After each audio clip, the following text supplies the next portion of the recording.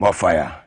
Adesema ba munyina ajo emo akobi akwaba ena anwumre de ba eye Gumbe show so Tvxyz your number 1 TV station in Ghana. Anwumre Gumbe ni mesu.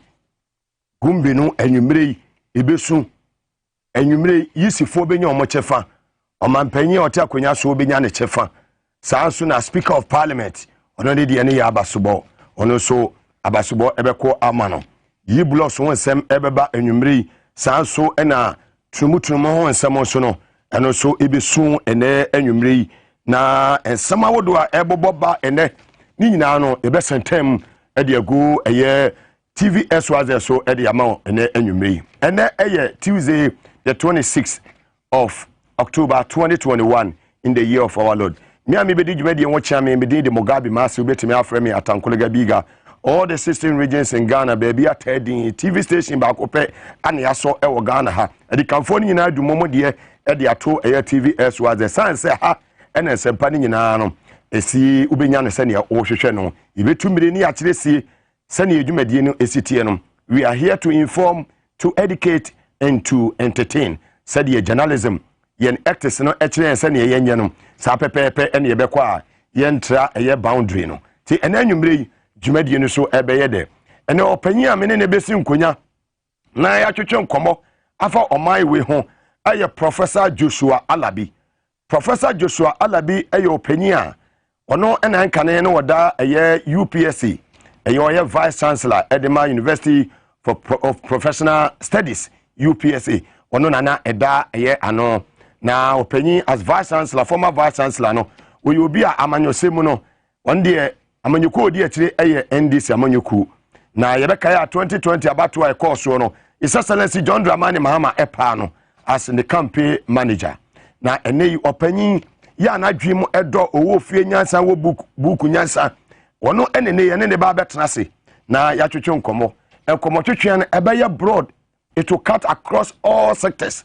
Na His Excellency John Dramani Mahama ne recent tour okoye thank you to no ho sem nyina no obe summarize na odi bibia so e de amaye ene anwumre ewo Gumbe show so your number 1 TV station in Ghana. Betimi ahwe YouTube sanso and a Facebook live Tvxyz Ghana. So what Germany, France, Belgium, Italy, Netherlands, sanso na more United States of America, more Saudi Arabia, Nigeria, Togo, Benin, Niger. Maybe be our ya opese ocean YouTube no Tvxyz Ghana on Facebook live Tvxyz Ghana. Mugabe Master Tankuliga Biga, I'm your host. Yeda won semeti wa mo na yafa aboafo nkrato semeti ya wa mo na yaba Gumbe ne ebesu wa yaba sesia.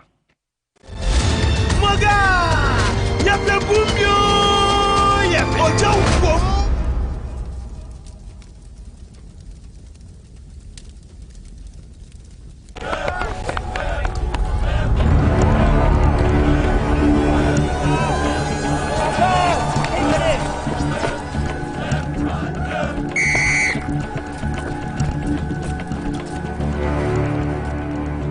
We are one man short. Should we invite him? Yeah. It be old cargo. Can I join you guys? Yeah. Oh, it's free, fresh, natural, X, mineral, water.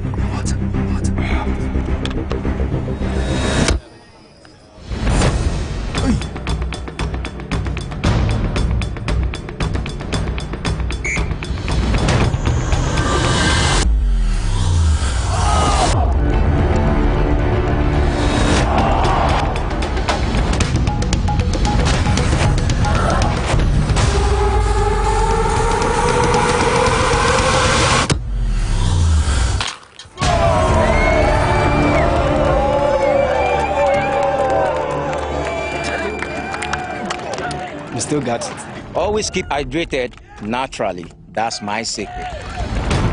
Manufactured with the primary aim of preserving nature's finest minerals necessary for a healthy mind and body. X Natural Mineral Water. Simply natural.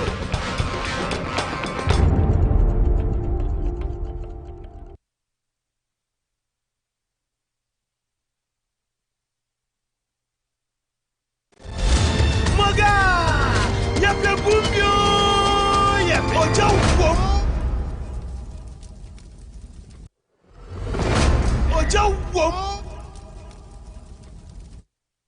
No time to waste. Mokwaba Ediba Tvxyz Gumbe show so ene enyumre ene Tuesday the 26th of October 2021 in the year of our Lord Mugabe Masi atankulega biga bema ba wonsi so masan oham ene enyumre me na mde dwumadi ho chiame na enyumre yi ensem ewo ho ya ede ebe mayen ahwefo ene atiefo a ewo mantama wodo du nse ne nyina mo ewo Ghana asejua se de dwumadi ne sitie no evidence based tumira ni ya kiresi ni ya kire obaabi a ubenya emire no ayeden etu afie na ene enwumre yi on the Gumbe show mi bisa se abrante ba ne yefo ne se call asuman call asuman waye abrante ba yi enu a eye electoral commission sa press conference ne omo eye no Eko asuma no onim hu bibia na. I just want to know. The angels want to know. I'm asking a question. They want to know. Sir Eko asuma drafting of the press conference and everything, you know. Na abrantie bi afa no Eko asuma no onim hu bia na. Na enra mi pese mi bisa o. Se gabi asare wo kire da ako. The last time Electoral Commission update womo website no was in June 2021. June 2021. That was the last time Electoral Commission update womo website. Na enra ya antini baby ya say Electoral Commission eba press conference. Ya antini baby ya o say Electoral Commission womo eba press conference. As I said earlier, the last time Electoral Commission womo update womo website no was in June 2021. Eti annual press conference no as at 3 p.m. na Gabi asare watching dako on his Facebook wall. Asare watching dako on his Facebook wall. Na eda ho say Electoral Commission eba beye press conference at exactly 3 p.m. The angels want to know. Say Gabi asare watching dako say wanu na PRO and as a communication officer at the Electoral Commission na one no updated the media and the general public about the Electoral Commission about bayana. Me say the last time the EC updated their website way back in June 2021. Eti anano dia necessary. Ya enei woko wom website ya. Enei ya 9 hours ago go down right now Electoral Commission one website kwa one kwa check 9 hours ago. Knowing very well, say Mugabe will give them the Gumbe, no, Umakwa update, Umo, website. And as at 3 p.m., Nagabi as I watch the flyer, yeah, Omo press conference, I bet they say, ABI press conference, we say no. Na as media house in any more way. But no mono, Woman Kasa media house, so Omo Jumano. The last of Peace FM. UTV, Joy FM, I can mention those stations without fear or favor because Papa Nankasa will address a press conference. That bogus man, he mentioned the names of those radio and TV stations. Hey, the days of Sifakan is over. I'm the title holder. I'm the commander. When will be a kika kono? Now you will be a CFA the boss man. Brofo tan na mo so we lecture our hefa University of Ghana hefa na no chiro my dear brofo tan we come on na otumi anya adaje say ode John Mahama eba besiwo calling on the police service say when we investigate omo to mo san Fred John Mahama our Ghana na sa de ache do ya be ma nko frene ana de oya be ma Ghana ha no won wura John Mahama fie so okwache no so mra aye kokot no mo ayira boso wo emema wo mienu yedin na tra akona ho we have very important issues to talk about and just how uselessness na moye wo yisi wono eno ne eba be so Ghana ha. That time is over. You say 2024 no. You need the idea any police and a soldier. Akwa say and when away court judge ben away na 7-9 you need that idea no. 2024 no you do or die. obi any time no yeah be ka say your friend you compile one pink sheet near the court Supreme Court. We don't have that time. We don't have that time. We are going to win the elections at the polling stations and the collation centers. As His Excellency John Dramani Mahama said okay no eno pepepe ne de ko. Na enei o man ni man day. And the man anado kan in 2016 on Peace FM. Sabra no operate to me awakwa na onso na kwenya. Na Peace FM for man na kwenya watena so. Ye ne wonya to me awakwa na oso na kwenya no. Okofia on the 7th of January 2025 obasa so na kwenya no. Wafa akosi chebi ode bakwa akosi ni papa fie ewonima. Na mutie ni ye. Ene say go back in Fadama. Old Fadama. Abra na nado epetumi no. Enyuma sem. Esembe na nado anya de anka. Doni beka say let's be yekoyachi. Ni yekoyachi kakra. Yekoyachi ni abon kompon. Ni yekoyachi a. Ni yakwe sema. Na nado kaye in 2015, 2014, 2013. Na fe di ababe se so aka asem. Na nado ewo Old Fadama yetie sema okaye. Efe nyuma mabuni nya ene sema hodo okaye yetie na nado. Ghana Bedre 2008 the Kasea come before 2012 the moment in DC the Baba Scramble Old Fadama war Mufama war did better than one family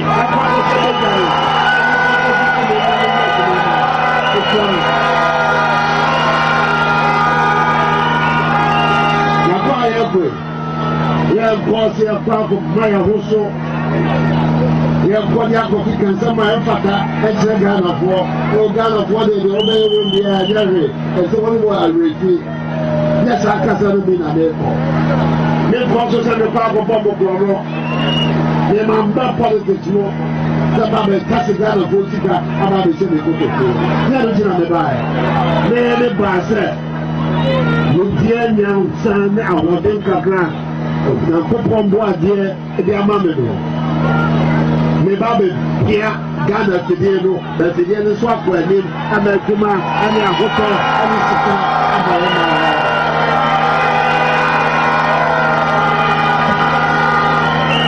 Ghana ya mabodoro ya mabokra do Ghana yeti sika so bombe yeti sika so bombe yeah, Bani about the sister Sanya me, hey, you know, I'm a sister, Dubai, the Baba Sram, here are Mahama, I say, maybe in Ghana, and I'm Mr. Ghana for, say, what if I'm saying, you're putting on the mother, the media is a Mr. Ghana for.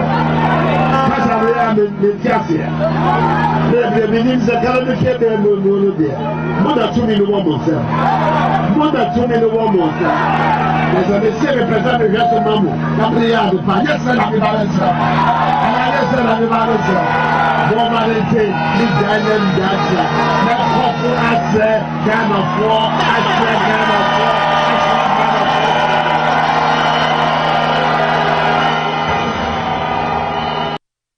In the tona wo de baji to me no obakoso asra Ghana for sika so come dey and na wo de sika ni dware wiem omokwaka no akotena Peace FM wo appointment sifa kan mo saa no saa bogus journalist for no mo Ghana no okotena ho a no mu bisa cheap questions wo pre essentially amana bisa question Bra Power FM na Mugabe the whole Ghana political talk show host maje 1 2 3 4 sifa kan mo nyina ho me say mo age 4 times Brana me misa question said the minya wo London in 2010 2011 me do tena studio one on one and me bisa questions no sa pepe na me pesa me sa afre wo His Excellency ne just sifa kam o am appointment enya de abakwa sifa kan of free voter region o ko bisa wa send me for voter region kwa no say free votarians say so abolition was say no say wonye votarian but he say votarian after move on the Electoral Commission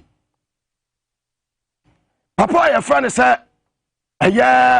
asar Bosman minim de no wache University of Ghana ho de na press conference we ni brofofo a obeka ye de mo ka kire me say papa we no lecturer our University of Ghana Legon Minindi Moka Professor Jam Pomo and the Pesa White Mo and Penifo Sadia Dr. Samuama Media Dina way dear meaning baby Okonya ni PhD sa doctorate no meaning baby Okonya free afi yenko ensem so was it the say a can ballot papers on wasem na hwan and a ballot papers no ye printi bi ye dan we dem be pese mutie yi bossman ensem o kan ye no me pese mo ye dan mutie na mutie bossman ensem no ewie a na afi no diaka no yasan ye dan yasan abashibiem.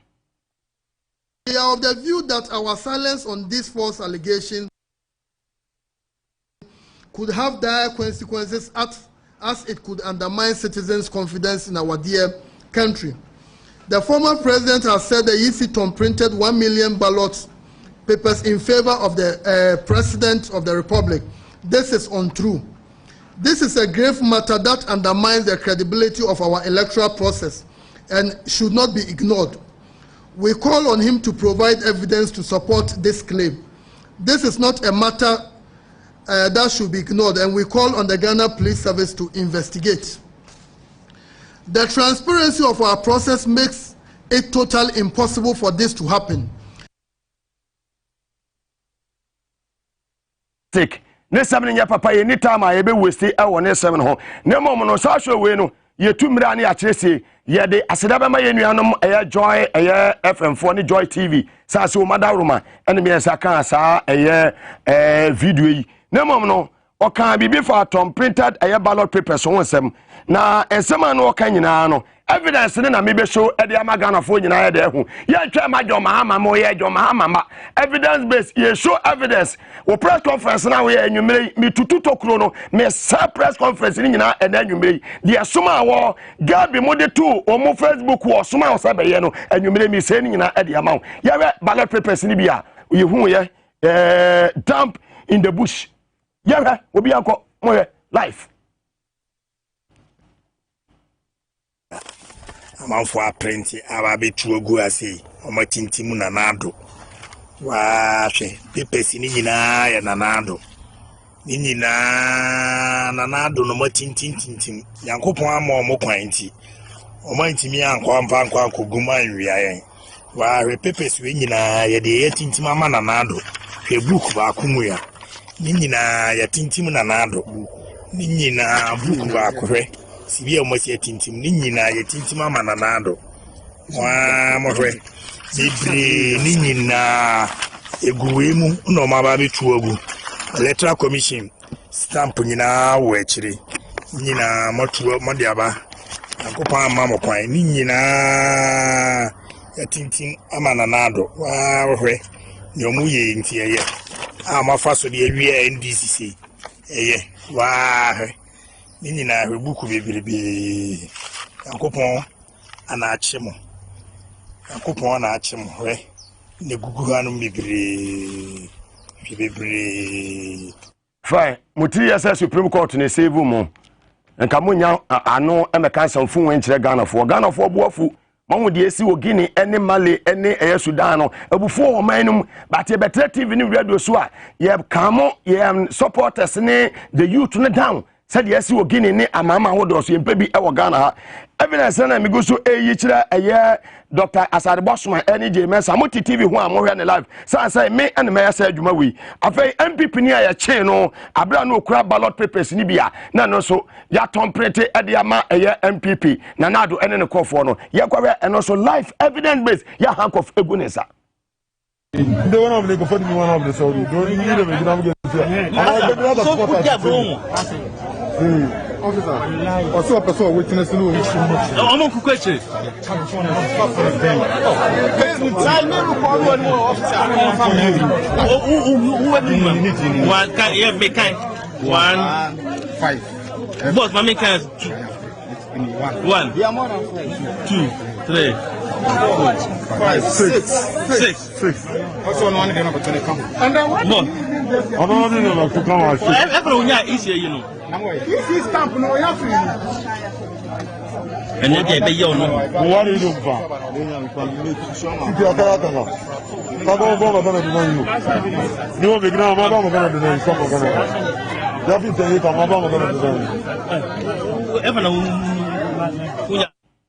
Well, evidence base, you two me ani actually see you. Dr. Saribos Masaka say, about to etu yani baby anywhere.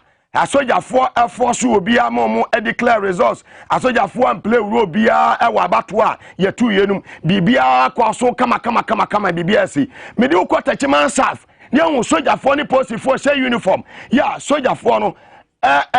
Tutu, ni any can't hear boss makaka, and sana, yabasa, sans phone or kayano. Mammy was so, mammy, boss myself for no was so mammy, and son makota chairman staff. Ladies and gentlemen of the press, once more, the former president has accused the EC of being responsible for the violence that took place at Techiman. We state for the records that the violence was not caused as a result of the EC or its staff.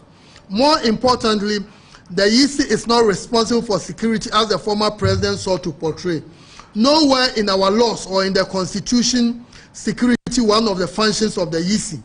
To lay security lapses at the doorstep of the EC is unfortunate. While we sympathize with the family members of the deceased, we reject any attempt to associate violence with us. Again, we call on the former president in the interest of our democracy to provide evidence that the EC orchestrated the violence. Timasaf, will be our baby vice president, president of Ghana. Who can sound phone Jimmy same way, bossman. Say Jimmy same way, who can't tell your mama. Now sometimes no, I am not the fool say, bossman if you say, where you nipper be our what 2 missing will be our Ghana. Now you have to say taxpayers' money and you do Tianaka. Now Moko dress in Piesua, your mama no more finding your way. Now who responded to your mama to say, now your mama Kasa, bossman also about responded. Say your mama Ekasa, bossman also about responded from the Electoral Commission. Now 2024 mobete. Ye the best siamo. 2024 mobete. Do or die never hear Juma Ghana. Whether you do the right thing or we'll meet you at the polling stations and the collation centers. Yakwe de teach a year I will touch myself. Will be bewu. Will be by when you're 14 years I want to about will be by when you're 15 years I want to about your kono. Will be wa blekuma warrior 1 month your kono. Mobetana ka say hwe anyede hwe asi na monya responsible mobile mobetana ka kire say bibia transparent free and fair moko dina say o ECOWAS last week wo winiba sansan phone na moko ka kire ECOWAS for mo fi say ye hori ani moko ye chi won ye ko tachi ma sa fe ko we dey see ye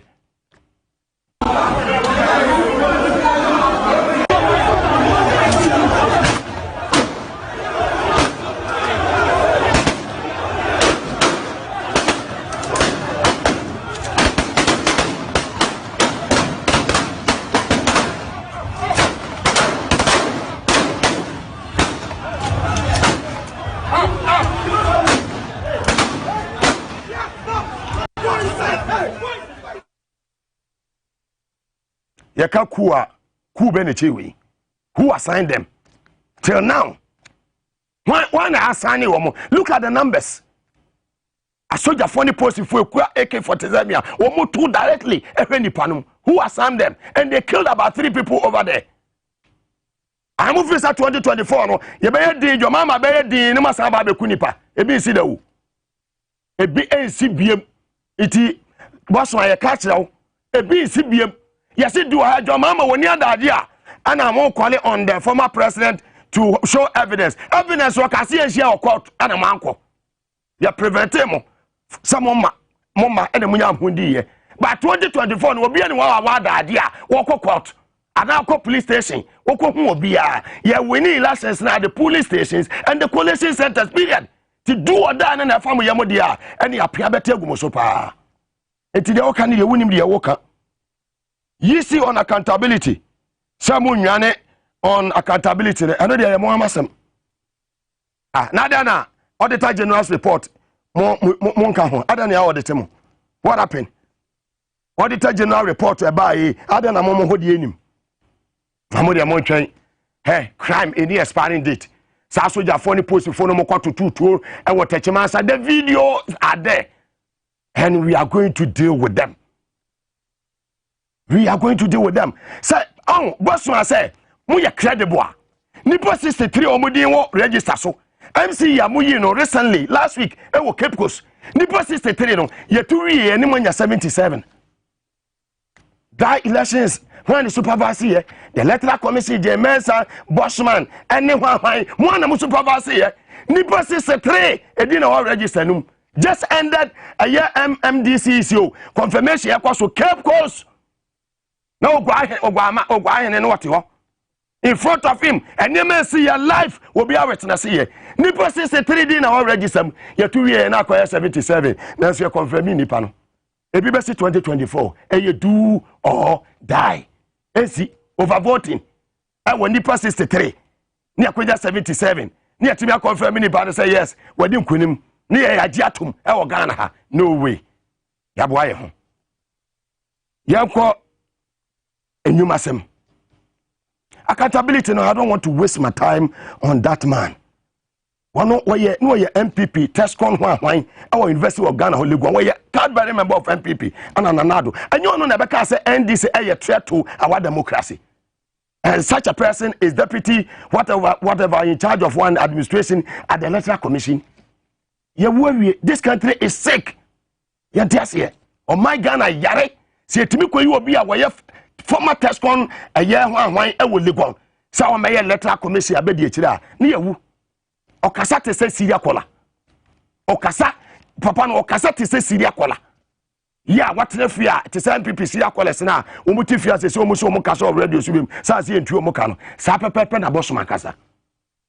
Okasa se eja no di petrol no di gudem. Na so Ghana eja nto Ghana da. So John Mahama you obi akoye obi ope basa keni baby anke yedui ye meja nto Ghana san say we have only one Ghana afa ye move on koye nim omo betumi no omo baka kire Ghana for say John Bodu a general secretary edema MPP mi tomire ne ma kire si a kire wo e baka kire Ghana for say ye to aba edema MPP a enya ade say MPP ebeyi wo mu ama na emabunu benya enwuma ye enwuma ne bebusu ama Ghana for ne benya bia ya ama ebedu baby no makwa akofa foreigners anu maba abeye adwuma ne san se Ghana fo no entumi enye enra ukore de ko so kumase ukore so de ko so other regions immigration sa eye screening ni ade aye screening ye fa wo mo ene ade e wake ha ene other areas no ukore ni pa na etu mirika epe adwuma aye wo maton more than 30,000 aye forms insinipa be 2,000 pe no be form na do te Ghana ha ton nursing training college nursing training college forms amoma ko interview waje o musika wi abeka kire Ghana for say admission was suspended until next year na ye te Ghana ha ye be frem mo makwa akoye ya ji musika wi ye be abeka kire mo say mo de mo twa to wonde ye be abeka kire mo say mo aya fa mo nyina no mo tre fi asasa say aban ni niska odi be feed mo feeding eno na be ye problem mo de mo twa to wonde mo bete ho ensem John Bodu say mo ka kire ye abra wo power enie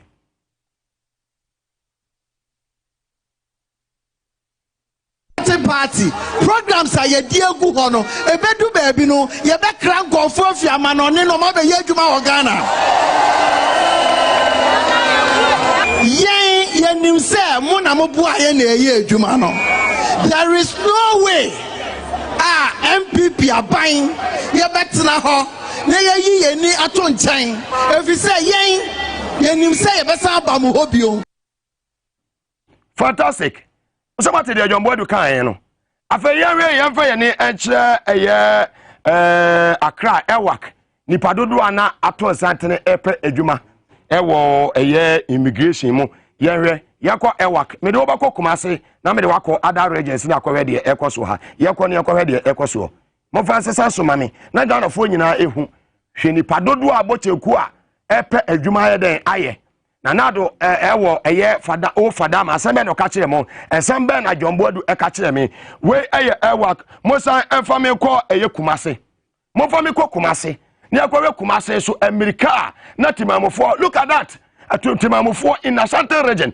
hwe nipa etu America epe adwuma foreigners no wo mo we Ghana fo ni nya bi nya yu na foreigners na John Bodu ka say wo mabakwa kwafa foreigners no mabepe adwuma no look at the numbers and you sit in this country now head the ekwaso e wo Guinea head the ekwaso wo Mali de enu a esi wo Sudan na ye ka bibia a kire mu a emabu no wo mani abre pe adwuma yo mo nya adwuma nye na mebɔ nneɛma bi akyerɛw ɛna nwumere me san de wo ɛkɔ ɛyɛ Accra ya fire service ɛnɛ ya amofa me kɔ evidence based wey ni program a wo se wutie yɛhwɛ the number of people ya omo queue ya omo pa adwuma omo top form so ya omo pa adwuma ye only few and ebe form so we kura protocol omo ebe form ye de kan form a ebe kura omo etrenu omo edada look at the numbers it is awo te ho ni e kana wo say oman no we ya wan the clergy wan na mote ho and a peace council ya ko launch e peace fund na ye kwato aba ni obi pra na ye de hwan the peace fund he baby a justice ni no peace eni ho da anya adwuma na afei mami fa wo free ho na me fa wo kwa eye nanado ewo ensema okan on the 5th of December 2016 on Peace FM hwakonya na wote so no na hwakonya okwa na asane na wote so no sakonya ne ye pa nanado on the 5th of December 2016 on Peace FM e ka kire Ghana for say o man bi wa ne friend say eye Tunisia UTV and Peace FM. He was on Peace FM and a UTV epic program no live from Peace FM. And somehow okay, we obi ara kwanya na what so no at that time. Never net baby a otie. Near ten somehow okay. Nanado in 2016, 5th December 2016 on Peace and UTV. Obi wo ho a adwuma nim ema emebruwa. Kanik asembeto so man da maybe. Their friend of Arab Spring, Arab Spring. Started with Tunisia. Young boy, I think 23-year-old boy. Awaku school, enya degree, I say, Unye Juma. And one day in protest on Washington.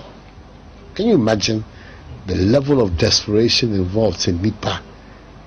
So I bet say. I say we are singing na basa unhu ni das wo bia unhu bibia be ama etino o show ho ade akasem a kire omanfo na no bae no e ti say eja wo Tunisia because na krofo bebre te so no e bia won e wo mamu sa tam nti ehu ne sa enso na krofo ti so no doso papa a wonyina so say hey we na all kind of mama and here so near associate and no and the fitias here North Africa this Arab Spring no by intino a quite bit to me a faso ama ejuma abagana and no ne nanado ya dase a quite a faso about ejuma abagana e fesi wa se se ejuma ni bi ni ho ye hu Kumasi ye hu Ewak ye hu Diakoso ewo all the regions but ye enyuma ni ho Ghana for say na na ma enyuma nye create jobs ma wo si wo ma ko create their own jobs na payroll no so ayeden ayema wona wo fa ase kenoforiata Ghana for say fix the country na o man no enema nye wo say they should go and fix themselves Ghana for say I for say ye blocks ma wo say oh ono o se me koye den na so ono abetumi akoye fantastic Nanado on the e-blocks. Me wasim ya me babeka. Yeti sema okan. How about the e-blocks? Many of them. I think I'll find an opportunity to send you that many of them are being worked on across the country. Let me just take one, Mr. President. The one in Aflao where the chief himself has complained. Aflao Pache say e-block no oba yenya hoshi. Inti my education minister up to February say oba yehu bibi. It's an say minister ultimatum. So abre. And don't It's also lesson another me pese me bisa say the paramount chief of Anglo traditional area, the good people of Aflao, Ghana Aflao border town. Taxes na omutua de ma paramount chief na na so omutua de ma. O sport asawo ye ne atoma wo. O watch abo ye ne atoma wo. Usu asawo ye ne atoma wo. Empa wo da so ye ne atoma wo. Aduane a wodi ye ne atoma wo. Usiu to awo se ye ne atoma wo. Kwata de na wo sha kwatra Peace FM no ye ne atoma wo. Busume so ye ne ma osika etu botom. Ye de wo basa wo ye servant bra na besom ye. Enye ye ene ye ba besom. It is so hene kasa anu ya wo de man no ni. Now, member a minority in parliament, they've done a fantastic job. A member of parliament for a year, Busa South, Honorable Dr. Clement Apak, Waya Juma Papa, a member of the education committee. Now, Omutu Anamon, so Omobako all the 16 regions. No, Omashe, ye blocks are what do are. Nanado, Abandit, 1 year not just so or betwaso. Son Nanado, what they say, was said they have complete most of them. It umaye bebre, no mono, Honorable Clement Apak, why Adumpa. Yes, ye blocks are hot door, ya Nanado, a jay amana kemurem, ya, His Excellency John Dramani Mahama. And a shasi. And then my God say, my special guest, Professor Joshua Alabi, or a fantastic man. Yako ye blocks no, Yaka Muramono, Yako head Yakoso. Capture all the water. We are not just how does the rule of I don't know if yeah, I am.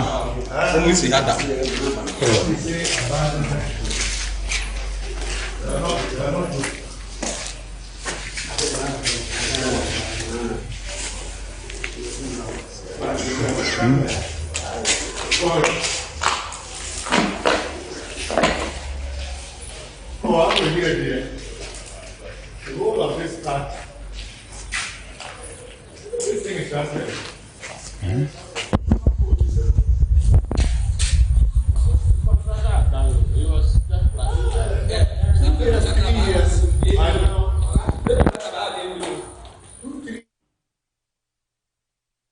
It's way a ye blocks are. I can rem. Yana Nado, I know yourself on ye there on ye.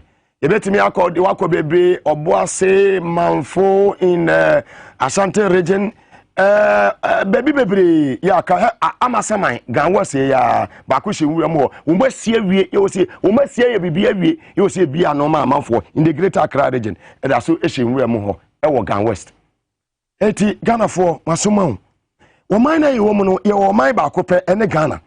Menu me, you take us off of Rubia. Your brother near Chia, near you be near Crowboy, and Yan Kusas, ni Mamprisi, Dagati, and your Kanaka Krankakra. Your promise here, Coco d'Ivoire, what a French. Your cousin, you Cobokina, what a French and Altimusi. Hey, funny, Beko. Here, ready, yes, Guinea. Dear, yes, you are free. Nanado as president and as a chairman of the ECOWAS, no, dear, what me, yes, you are free. Yes, see, a Guinea. Dear Nanado, S.C. free, dear S.C. Malimo. Ni person as I am away in S.C.O. Dear na S.C. a Sudan and Ra. Dear na buying at S.C. a film, the national security, I mean the PNI, the military, the police service, and from the top hierarchy, those in charge, national security minister, national security coordinator, BNI director. Dear na more gather information, Ben, more gather no form. Na sa president number out na o kasa na maka cha se on tone down sa se ebufuo e wo mabununum se e betra radio so na enye adwese e ban incite violence ya ba ka cha mabunu sei munye we ni ye sua eye efie nya san de ye adwuma ye de buku nya san ye adwuma ni ye ba se adwobre o mo de NDC adwobre o MPP adwobre o na nyame na di tumi ema na se wunya mapanyine no oba abonte bia na wabeto ayampia na okọ na ne kofa abeto ayampia na omokọ obi ti Jubilee House we ye clean out ho ye tua ne ka 150 what they saying we tua ne ka 50,000 a month ye tua bi mo ka 20,000 a month was why a presidential staffer obi a lecturer with University of Ghana Legon wa Tvxyz ni wan wo de anya ne qualification wo de akwa na ho wo so me so ane ama ne 5,000 Ghana wo se mana katua nto mu a eno so adane asem research allowance eno adane asem enti wo tie we ya die no so mpanifo no makasa kire o man and then abamba be na kasa wo say trumu no sa eye abato na ebeba so no obi abesho no vote na MPP NDC MPs me I can't talk to the NPP MPs but I can talk to my good brothers and sisters in the NDC on that day she e do say ye verti bi ma wose yeto aba no adwasafo no yare wa America mu di play ko fa ne ba on that day we NDC MP na wo tene fie say wo yare forget 2024. Now listen and listen very well. So we are NDC MP. Now on that day, why you say who according to be to woko? On that day, what's be forget it.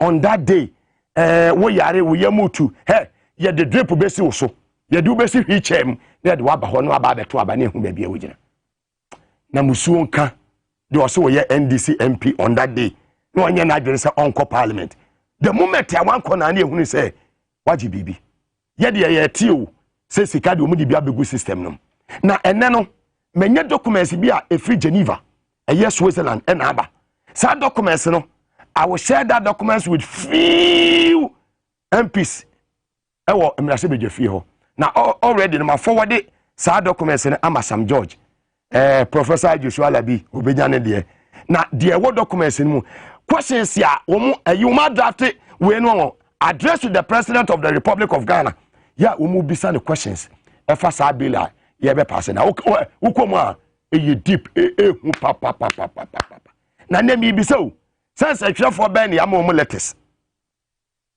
si hwan for no se atwefo ben ya ma mo letters ya wo mu ni mo ba be hia ni atam se kakase bi di ya ma mo samo start na LGBTQ ho no ekomo no mo ma nya de munya very careful baby am betra se mo be di san komo no e bi agrada beto am ho eno de obi ankwati obi se koso mfe empaniko agrada de firi sunu na eba munya very careful true money ese empe IGP wa ya friend was in this show dampare mu ni ma me ka kire mu kro se mawrade IGP the current IGP wa church of Pentecost in this year and I know very well said this current IGP we have ya wudi kwasa se ma obechi within a minute no nya de obeso so enema bia enye even on our airwaves ene enema bia mafo ye on social media IGP this evening I salute you afi ye na ehwan de fa abo afon krato se mete wan ye mra ye ba Professor Joshua Alabi former vice chancellor UPSA ye na ne betwetwe nkomo 2020 NDC campaign manager obetra sisia ye ba sisia Moga ya plebumyo ya ojo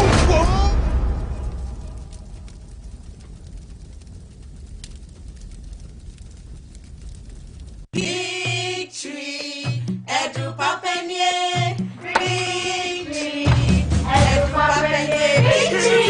Hey, the one I'm gonna two months for doing kunima victory, sir. So you're real nuts now your swat say. You know victory garlic mixture no. You're going thing. Hey, and the victory garlic mixture. Let me join the celebration.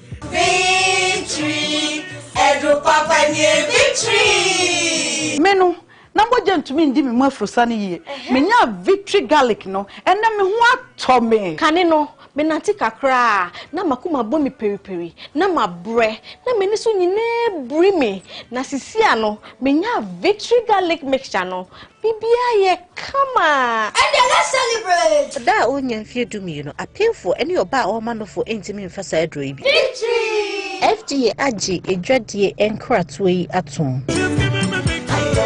This advertisement has been vetted and approved by the FDA. Hey, good papa. Ganabam, if your what apostle, your waist, all your body, you make bazaar. Thank you so much. Thank you. Me ba cho mami Ganabam on me. Kese ni ni no keto ana nyensa.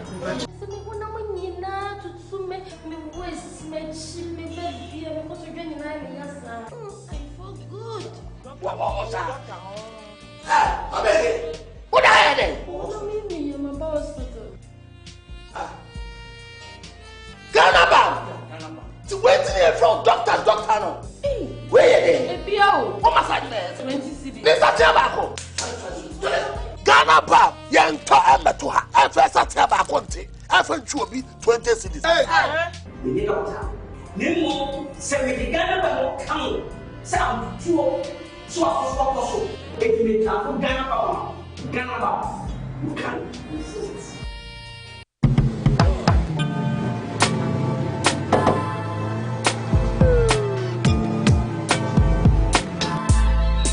Welcome to Auto Check Vehicle Diagnostic and Licensing Center. I hear my car can be checked here without going to so many Accra. Sure.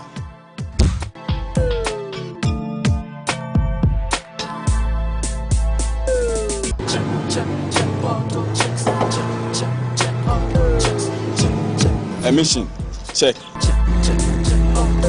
Alignment, check. Brakes, check. Visit Auto Checks at Koforodia Aquadum Road for the roadworthiness of your vehicle, from saloon cars to heavy-duty industrial vehicles. Madam, your car is now ready for the road. Thank you so much. Auto checks, check. Auto Checks, your safety, our priority. Check, Auto Checks.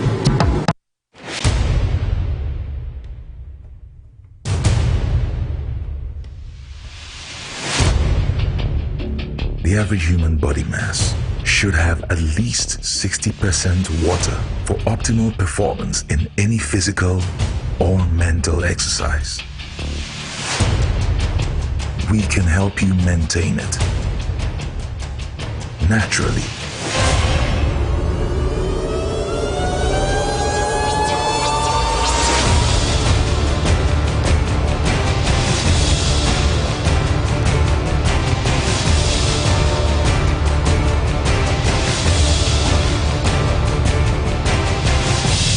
X Natural Mineral Water.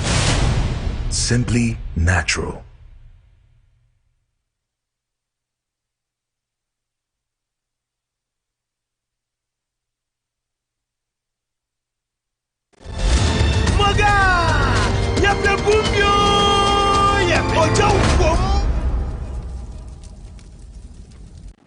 Mamencia etiefo ahefo enyina bi. In fact, hayeshi metia kra me ameto ameswete. In fact, Gumbe na kame. Na Mugabe ene ye hwe difference between prostate enlargement and then prostate cancer. Empempi ya na nkofo free say prostate enlargement, we say a chene when treat na adania be prostate cancer. That's a complete fallacy. It's untrue. Any scientific basis bia prostate enlargement causes enko and prostate cancer causes enko. Prostate enlargement there, 1, A3 causes nemensa. Edin kind has got to do with age and then I'm yet to see a call 19 years on your prostate enlargement. What the bone be a craniano. On seeing you know, not sebi rate any muishiano echo form. The campus averagely the whole one twice. I go cranka a bomb midweek and anki abo weekends. By the time a year in now for once acquire once a week. 40 to 50 don't call 1 in 2 weeks. 50 to 60 they call once a month. More prostate gland non so you man a warrior ban on fans who yini and on here. It watching Timunso na esenke de bodjuma na on say on na Timunso fitana e be fast spermatozoa na say sperm cell for semen. It is your yin ne bane de bodjuma na ye release no na nani age pa. Ti mo na yentimi henye a drop na yentimi nkede ngomo no na raho na nsu ta over time na chemical unstable na amma prostate na enlarge with age. 2, fruit and vegetables like open rich. Meka in abania to sudian corner, fresh tomatoes, carrots, onions, watermelon, grapes. I said the kind of diet on. I see your time money. Mugabe me restaurant be na abranti buy no chicken apayas. I will come and say gunibono. Let me see a slice fresh onion, tomatoes kakra. Well, my folks so check what do you mean? Hey, waiters, come here. Okasa be appointia na. Me kwa nkaudi yankebebo. Yes, in your time money. 3, red meat asanke yenyi ye teso meka mojanam na awon say prostate no gland no eba in fruit and vegetables or premium kokon eba enam dia ompedi mu kokon tika yenyi nanke ateso nanke the white meat meka fish nom salmon nom geisha nom 1,000 nom nanke di nsum nam a replace chicken ye classify as white meat. Rabbit as white nanke de no aka ho yenso se nyini yese o there be ebra mi so no manyi chop money na mpepon ko na manya ti afa na me chop money dia ma me freely ma me nyi bi mum sane me nsa we e na ma prostate no sebe enlarge symptoms pa na signs and symptoms e be with prostate enlargement ne say 1 obon say first the ease wo cha wo jonso de ntesa na nka be ma jonso de ka Mugabe e sha se fe wotrim na abo beti ha na aje fi wa yase na epia ye last one ate pew na nke ho atoye eso that man say you so say wo chim ye asa Johnson aba e bon kai say prostate enlargement bi e ba ho afi be ma Johnson deal na wan kan ho na ya Johnson ho e bon kai afi Johnson so no e ba so peace onye diabetic enso Johnson pay more than 3 times and sana ade chia e bon kai say prostate enlargement bi aba ho Bema Jones like pressure. On some Mugabe so na ye pija de no kostra. Ma me ne papa no. What does that say? Aha, yes front term no. O se pija kwa na ma ne bonyo bon se na o Jones se ko na se sane. And so that and so Jones so na na mo boxer no ho ni mu ase. We nyina ye nsenche ne bon kan say prostate enlargement bi e ba ho. Na we ntina prostatic capsules aba. Eye PROSTA prosta ye fada anoni free prostate mo. The word prostate mo and ye fa fit ade ane ho den. E kabo mo si apa na enya prostatic capsules ye body man say Johnson boko. Ade nti na say odom prostatic capsules.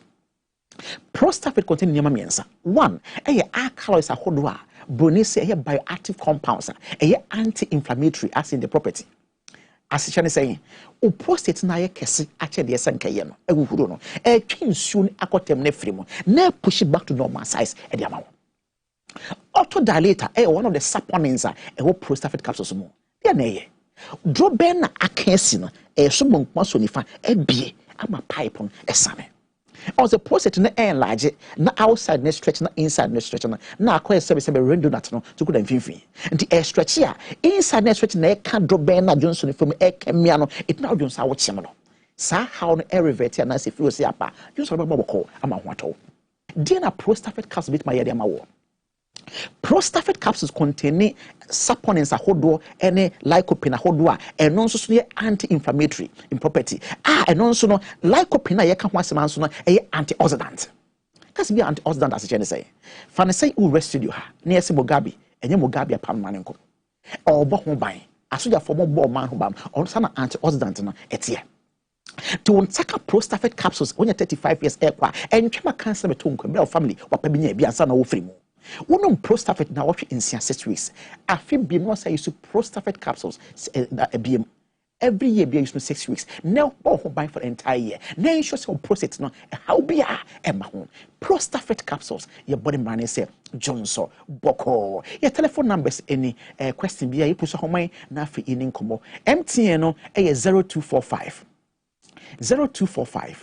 61 6028 0245 616028 and after Airtel no say 0261 736263 prostate cancer o Johnson abon se moje di ekire o Johnson anemma na sabi ade no pro entwema wonsiansa ma wonsanka prostatic capsules emo prostate no ban na after Johnson say boko Mugabe Johnson de do last one is okay ate Sada say Sada be me saka na wo de nte sa prostatic capsules Johnson Boko herbal shop chemical shop pharmacy shop be bia wo say prostatic capsules wonsa eka bi ho Yamakwaba Ediba Tvxyz Gumbe show ena wasugusu awiti ekofa aboafo nkrato efi Solak Natural Clinic asoye sese yasan babiem ya yebesi nkonya na yedi Ghana ho enkomo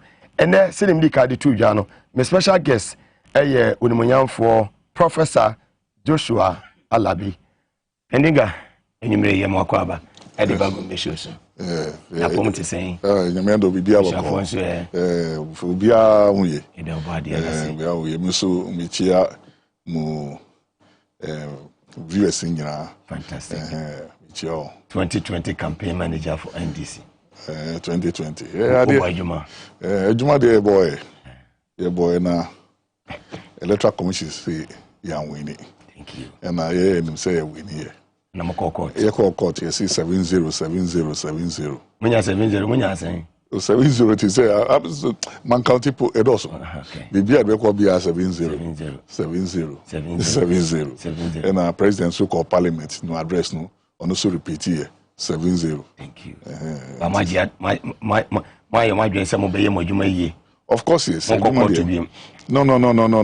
the enko bi winning no police station Timobeji 2024 nyina yebe bojuma ama ya ye no years in such a way that after police station we court yebe win wo fantastic entina ye leader no can about do or die no yebe bojuma no 2024 no ujiri se kwan bibie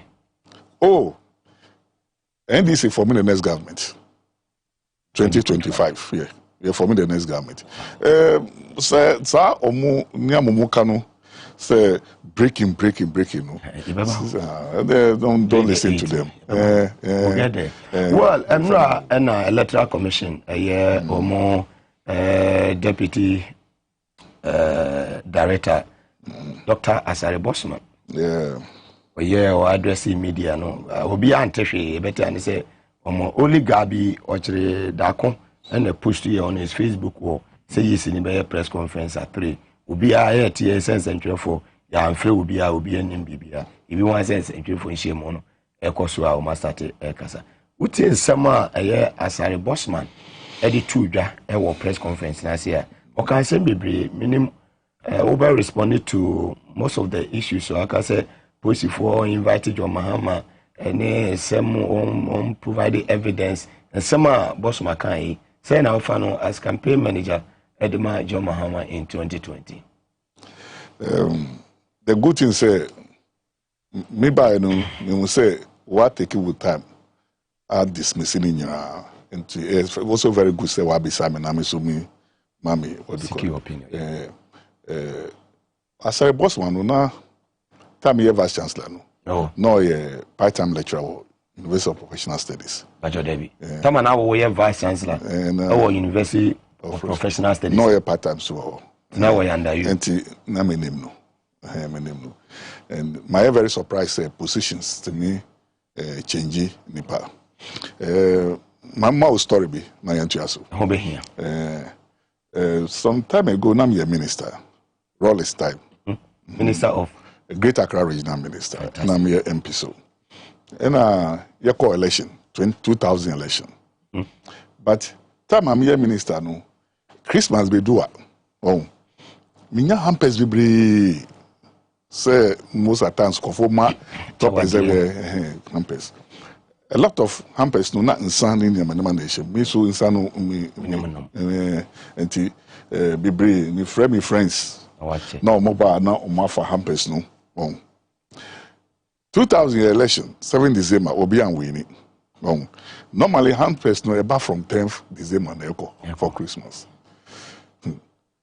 Mugabe, that year, no, manya hamper baku. In 2000? Manya baku. Say, yeah, election in December 7th. And it's a pipe. The second round. Second round, second round. From time no to Christmas, no, manya one. Oh, no, yes, or be a now Omudi Hamper no call people for because Kofo who say change. And what me who say time on Mammy Hamper no, and you say me name the effort. Akunyano Omudi Hamper no. Fantastic. So sometimes I leaders I tranquil. Say who say chair no any idea. A better time. How Ube integrated back into society after Wabo Jumanu is very, very important. Fantastic. So we should be say very humble. Tama Ewa Juma. Very, very. Me friends by around 20th December. Now we share hamper. We see Ebiamba. And Omunya Yetiasie. Now Manya now the whole of first term of Professor Mills, Yanyabi. Now, second term of Professor Mills, echo the third year, 2007. Hemofia no be brave me upon. I won't say echo winning.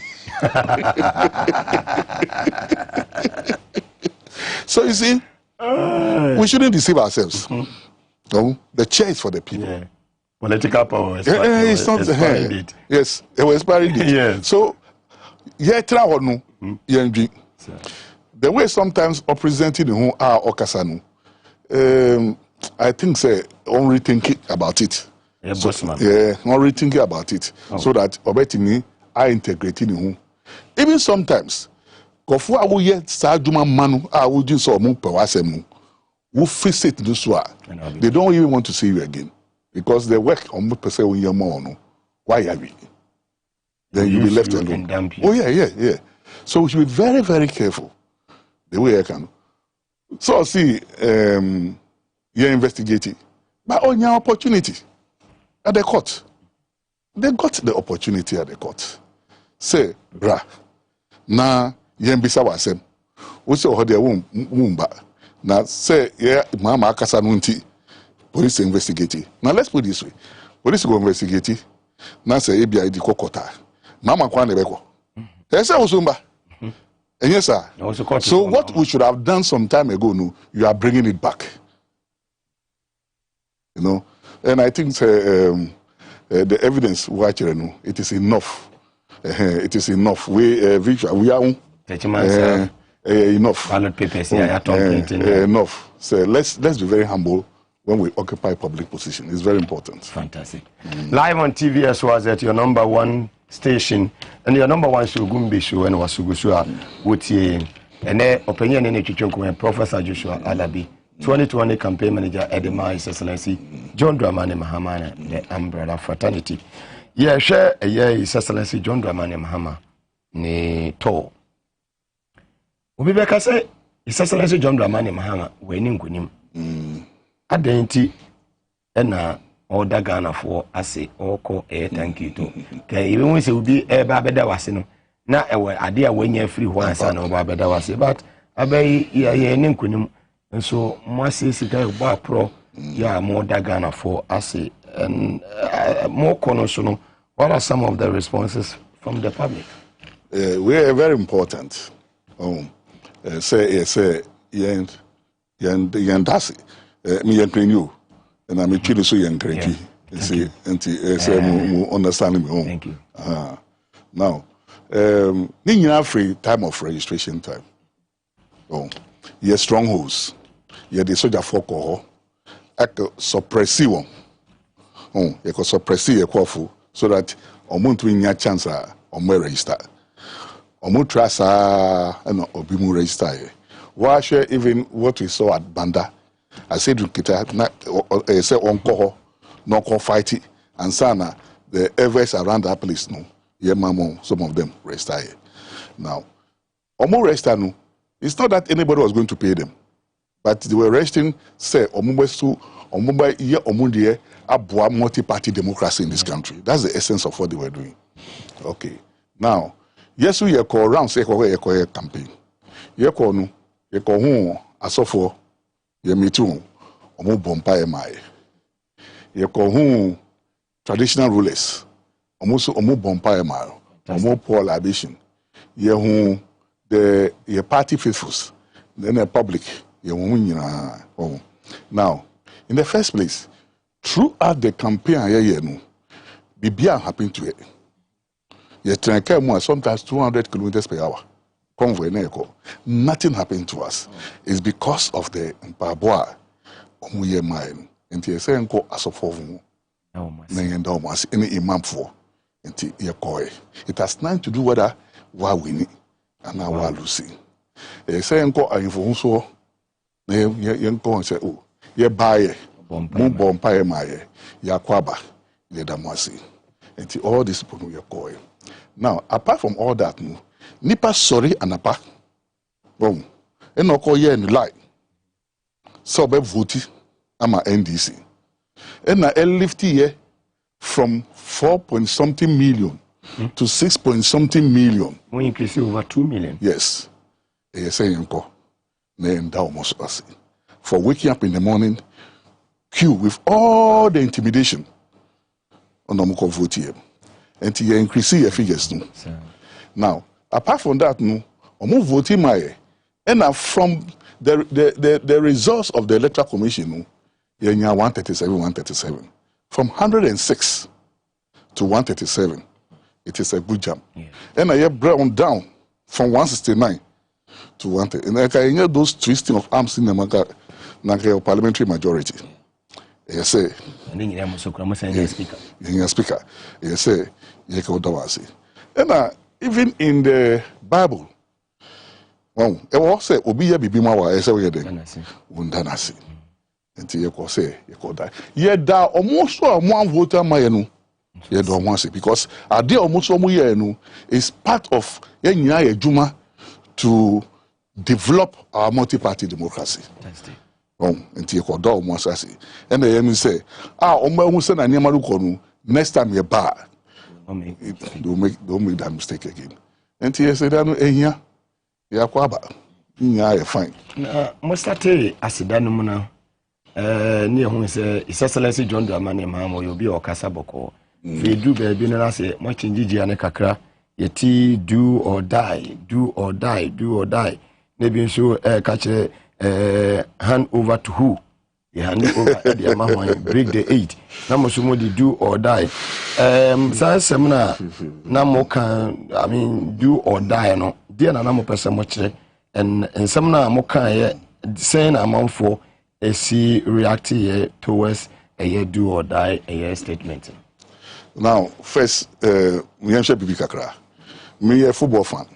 I know Olympics, right? Olympics. Machine. Conson. Yeah, we need Olympics. Live Valentine. We need Olympics. Thank you. The best club in Ghana. Thank you. Wow. Olympics ni Kotokoboa a friendly match. Some say Kotoko Olympics here. From history, we are friends. We say be United no Koto. We are friends.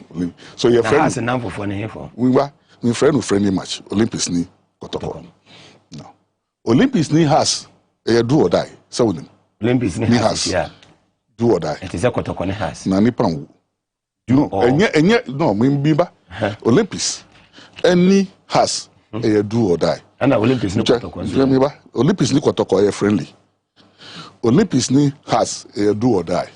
Na Kotoko ni has a or die be die. Kotoko ni has ni or die be die. And the Olympics any has a folk a do or die. Chimo. From From history, Obianu say great Olympics in Asante Kotoko. Say about serious competition. Now, so it is more of boyfriend girl. Yeah. It's very nice. Has the Olympics there? Hey, and a tough match. Papa. Who controls Accra? Last season, Moshe. Yeah. Moshe has. Yeah. Draw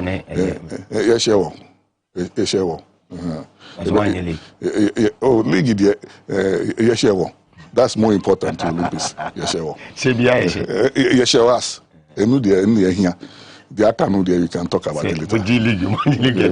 Yeah, share has there. Friend do or die. Thank you. Die. Sanity football. Enti ye boss aswa. Nipa wu. Ya kwa obefi. But it's the seriousness. Bon, has call Morocco no. Omo winning 1-0, omo konu. It was going to be do or die. Na anyeye shimipa anyeye no maba. Now idea me again international they have been supporting me. Look at now they have been supporting us, but international I want them to win. Now what happened at the court? And the proposal say they are call for electoral reforms. Omo serious no. Say everything must be done say when winning elections no at the polling station. So that when we see time, so be court, akoji 70. When we see time, and you be training all your agents ahead of time. You be everything possible. Not say ma ujuma say we ya say juma no. It is say only ni has do or die. When we say ya no now we see ya assist who call court to who call no. Who call who 70. That's what I can say. Do need or die. Yeah, court. Court is out of the question next time. We waste our time. Do or die, mobile anything. You better ensure say. You better monitor polling station. You better sure say no foreign material enters the ballot box. You better sure say the presiding members are almost various polling stations. Bon. So all these things are very, very good training. And you are well equipped to monitor everything that goes on in the polling station. Who can do or die? We say break the 8 and now they hand it over to any party NPP Nino also hand it over to. You see, we are in serious economic crisis.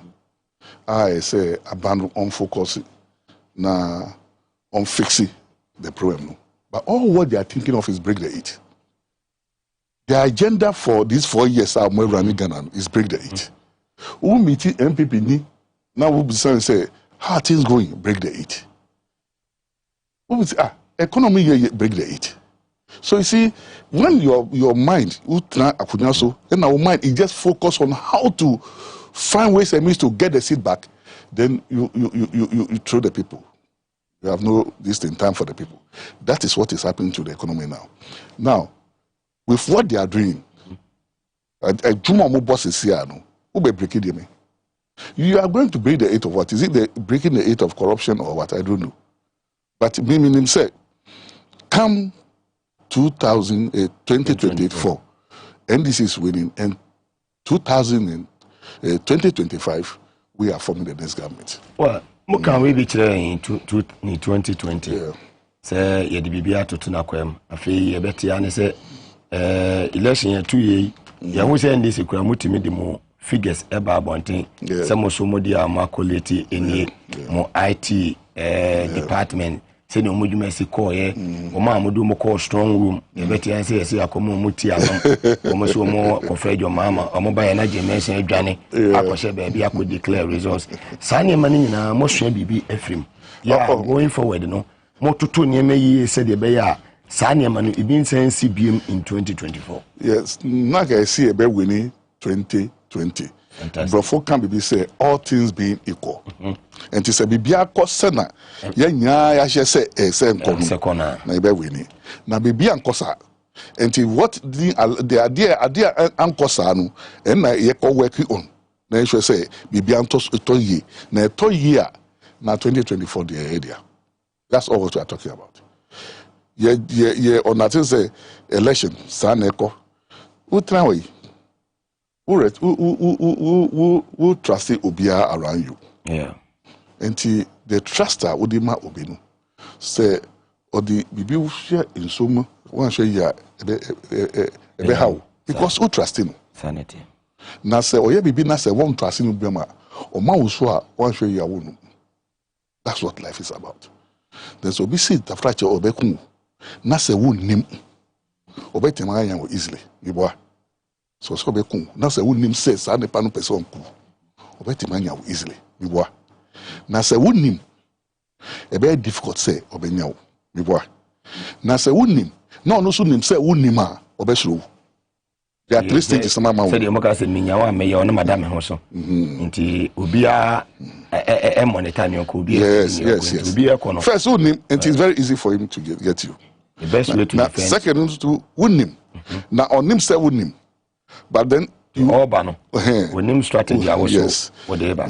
Now say, wouldn't him? None of them say wouldn't him. On the special because on say wait on him until and that's the stage I am through. We in a way felt that the electoral system will go the way it has been going. For 2020 about one, it drew baby nice like the media coverage. No money na echo one side. It's like we been a feedy woman with the figures. Na say electoral commission so here no na figures bia nya den em free ho emma na media. I don't want to mention the names of those media houses. Ati who the role that the media played for the EC.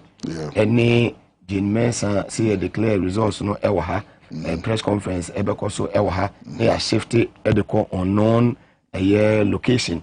I can declare at the end. Sanya money in idea na film. Yes, well, that committee what you call the electoral reforms. Say what come down any they are very seasoned people in this country. And nice packaging. All political parties. It's not to the advantage of any political party. Oh, yes, why we enter here we now. You the call electoral commission. Or see in Fankoma IPAC. Now IPAC new office way. And TSC no IPAC new office war electoral commission. Omunsana omunfanko. Muliko ya kwesi sen. You say one of these days, you be free amanya transi. Actual reforms. You call Rans no, you are briefing almost every say info, you are briefing on say imam for you are briefing on say almost everybody now knows idea that document. And the time it will be like a national debate. All right. Now you streamline the political, electoral system of the country. And Edward said he has swam be and then you move a step into what do you call it? And the same processor, you can't call for the next election. You do or die. In 2020, who contested say Obeba be leading NDC as Oko Mugabe. Yeah. Even though you came second, right? Yeah, second. Yeah. And it's essentially John Dramani Mahama sa power. Say the campaign manager. Yeah. Mudi actually boy Juma pa together. One papa no and 90 from that period ABC Sabrino. Say na montem ECTA working with him one-on-one closely no saying ena was he a John Mahama. Oh, it has been fantastic. Yeah, Juma as if you competed. Yeah, after the day, I transit, running media, table. Now, did he say jokes we are crack here just to bring down the attention? Yes, sorry. I also, sorry, and I joined a next day, they were cancelled. So it has been very fantastic. And me enjoy that, what do you call it? Jumanu, working with him and Julius Zebra and all others. It was like a family. Professor Jane. It is a family, normally. I mean, John Mahama leading NDC in 2024, Ebebo NDC as a political party. You see, at the moment, no, you were a second term in opposition. Yeah. And it is the time, say, you're back together. Now you confronting this hurdler. We don't need serious division. Nevertheless, so Obisu, are you ready? Say, it is competition. There's nothing wrong with that. But from what I'm seeing,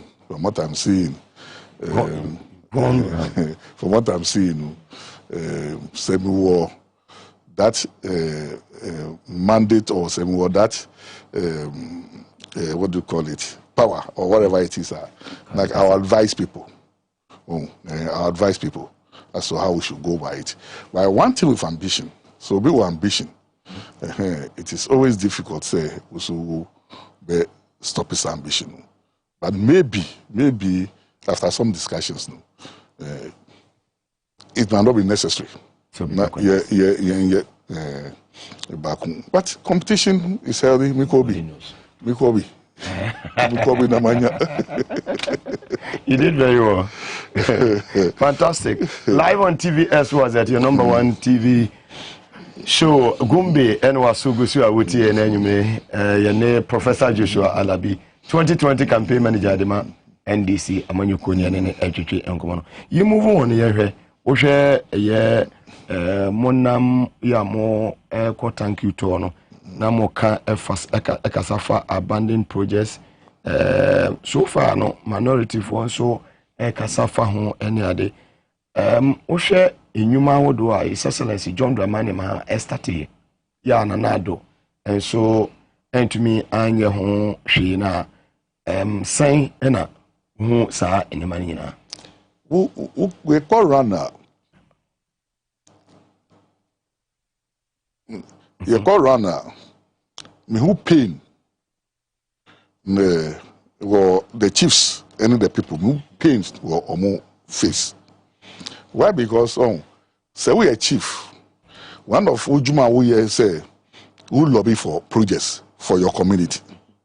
And sometimes the car bankrupt who president the car who ministers from their various villages just lobbying for projects for more community. And to my time no, omunya some of these projects because need the projects no. When he feel say the community need the school, we have lobby mama type wanya school. When he feel say the community no here clinic, we have lobby and wanya. Now, you are starting. Then you change government. Then mass stop it. It is a pain. Pain to the people. So you can see that from their faces. That's why you could see from what Aflao you could see pain.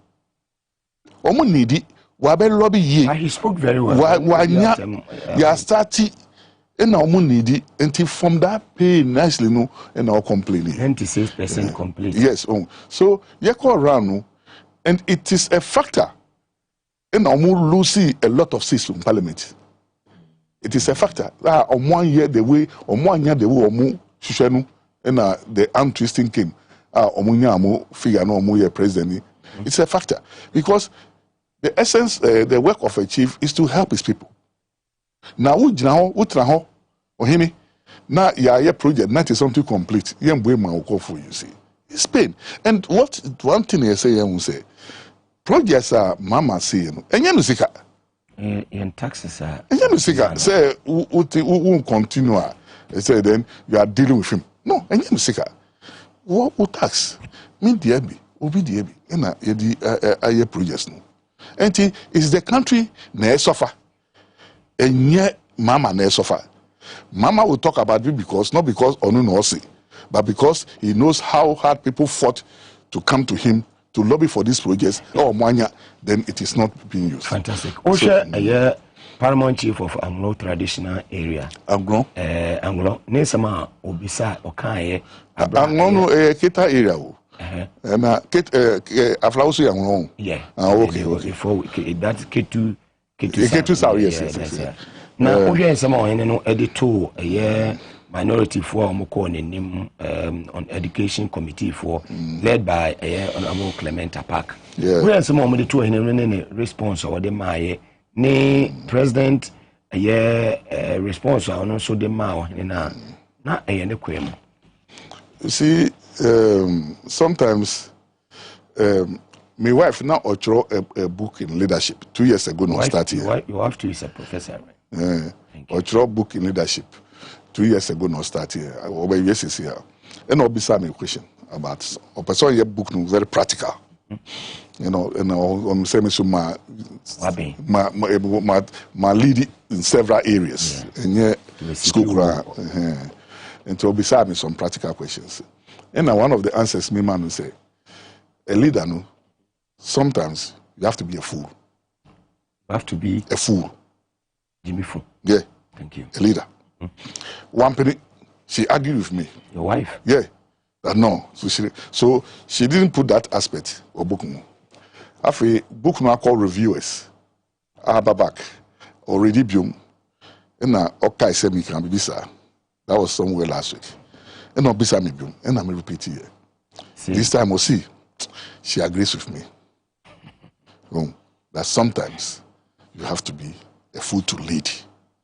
Not that you are not intelligent. No. So then no matter your level of intelligence, I would just say, once you are leading people,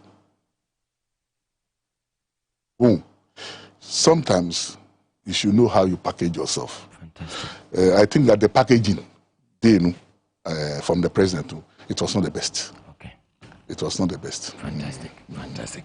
Well, it is here, baby, free SHS. Ebayi nkoma didi fa ho an baby aba bedre pese o man hefa na hwa yedu free says hey we asemo you see true your constitution must say saying you're free compulsory basic education but you see in everything no you say one share situation no at the point in time and the be mawo move obeye. And meaning say all the presidents in the Fourth Republic are kind of acting in the constitution. In the constitution. But the resources to implement that no, now it's anyhow. And the mama time do and no can say yes, it is very important say free HSS. No. But looking at facilities, resources, I want to. Yet me one day can say bang, free HSS, and no, I do offer no progressively free. And not start with infrastructure because it's important. Well, or start to infrastructure. Yellow sea election. So the best thing they say no. MPP by no musu omo atwaso na nko. But omo year no omo campaign promise and to tell the people that they are honorable no na omo year na ya copy. We are not moving and we don't know what to do. Fantastic. I think say in life humility is very important. Humility is very important. Anytime I come about phrases, no any problems, no. You see the way in an arrogant mood, some of them come out to talk and defend it. Oh. President Kufuor, time I can say, or reduce the size of ministers, no. Obetna Akonyanso, no, almost saying ye no. He agreed and apologized. And I saw him as a gentleman. That's Kufuor. That's Kufuor, right? You see, leaders want the best for their people, but the best should everyone take resources into consideration in coming out with the best for the people. Wouldn't mean yet. Because of food, you need timetable of when children will go to school, when they vacate, they can go today and come tomorrow because of food. Head teachers cannot talk. And in the system, the players in the system, it brings the system down. I think that the only way we can solve this is one. And you say, admiti, say, Adiano, and Yejuma. So now you invite all stakeholders, Yeme Transit, then dream how we can come out of this thing. Say, any government that will come will make sure that that blueprint that will come from that meeting will be implemented. But if you do any haphazard thing, because you are the government of the day, and we hear him say this cannot work, but we may not follow that agenda. We will follow what we think are work. So that's why there's the need in the interest, because you are interested because Abia Ukwada Kosu. So Ukwada Kran Koskua, brother, you are very much interested. So there's nobody who has an interest, say, Bibin say. No. Me pese u yenu ye, na se mi ba, ma yenu ye better. Na mi pese u se no, na mi ba na ma sweaty. That's why I want us to sit down personally. As a former Vice Chancellor of University of Professional Studies, what should be an education? Maybe a level of this administration led by Nanado, or the Aqua could do now, where you nim and I buy any cheap. Your problems. You see, country Ghana, you need a development agenda. Rollins time, BBSC Vision 2020. Omo bae no, e no mo call hipic.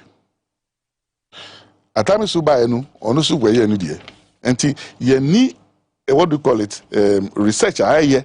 I bet you say manpower requirement for this sector no, ye in this say. Now ye try way all the public universities were business faculties. Aside that, all the private universities, most of them business courses no more. My brother, how many marketing and accountants do we need in this country? If you even go to United Kingdom, for example, banks and SEC worker machines na what would do and what cooperate. You will not see any teller or anyone in the bank. So I say here education no, based on research. Based on research. And as a good researcher, even we say Tvxyz is the way forward. Tvxyz, that is the technical and vocational education. International development plan, and only a problem as a country. Yeah, because that is to define, say, Mugabe, journalists, you need 20. And to say need 20, the intake in the university, it will take in consideration that number. You need 3,000 engineers. And to ebe must universities no alpha ngofo. And to ya na uba nyaduma. Now so yes sir, now more than 60-70% of graduates ever out in here accountants and marketing people. Ejumani way. People say I am na enya kopa ejumani ye. Ye beba payroll no wasem na yemfa boafo nkato. Yemfa se da kese ma ya boafo ye ba ye beba payroll no eseso ayema na graduates no enkope ejuma enye no ye beba ho nso ya hwe eye other issues nso na ya asese NPP abanya etiswe na na akufo ado ne performance so far na ye de atoto abanya dada no so aba etwemu no Ugusu live our TVS was at your number 1 TV station Gumbe show and was Ugusu utie ene enwumre yasra kase be kwa ya abo for Victory Garlic Mesa o madawro mata chire ka ho bi na ebo ayme etumi di dwumadi ebre wo ene enwumre obi a wo ye adwumaden wo trafa akwache wo ye driver ni wo ye welder wo ye obi a wo ye choba operator mo amotrafa akoye maame ma mo makola ene Kaneshi market mo amwo eye Kumasi kejetia Doma market ene Tepa subiri su twabidi ankase ne mo amwo eye Goso ene Sankore ne patemu nyina no yen market women ya amotrafa ako eche no edu baabi ene mo gentimi ni nipadua ne mafurisa ne edu baabi ana nan ne wonsa aye titiriti enam sa wo trafa ako cha monja ne entimi nwura baabi ewose wura ni nipadua ne mafurisa ne yenti no wo sa ananse achemesa ananse achemena dabi unya se obenya Victory Garlic Mesa na etumi aboa wo na etumi asa ama appetite wetumi adidi yi pa obi wo ha aduane kura besi ne nim na aduane no afono no enye na kono kwesi bro ne be ka se loss of appetite unya Victory Garlic Mesa ni bi na wono ma ebebo yi papa eni wuduru Kumasi eye so ame magazine anomanyi post office wa Masawuku Enterprise ubedu ho yenua eye ni ene Masawuku ansa no ochese anopana no aboni Victory enwumre no aboni Victory ti da bia ni ne ho den obi agya to se Victory Garlic Mesa no papa kudaso ba bia obewura pharmacy shop bia no obenya bi ato ewo asoye ho frɛ